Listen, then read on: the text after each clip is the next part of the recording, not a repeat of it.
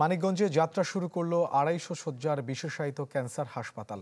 সকালে free medical ক্যাম্পের মাধ্যমে কার্যক্রম শুরু হয়। এতে নাক, কান ও ক্যান্সারের ২০ জন বিশেষজ্ঞ চিকিৎসক বিনামূল্যে রোগীদের সেবা প্রদান করে।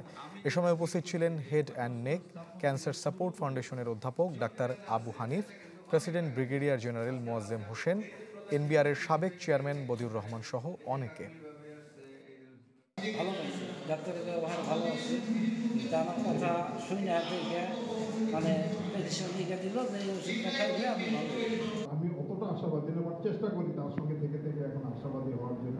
সে সবসময় বলে আল্লাহ যদি কবুল করে আমাদের এটা হয়ে যাবে, আল্লাহ যদি কবুল করে আমাদের এটা হয়ে যাবে। আমাদের কিন্তু নেক্সট স্টেপটা আরেকটু বড়। আমাদের 4 বছরের যে একটা প্রকল্প আছে সেকেন্ড ফেজটা যদি আমরা শুরু করতে পারি তাহলে আমাদের কিন্তু ক্যান্সার হসপিটাল উইল রান।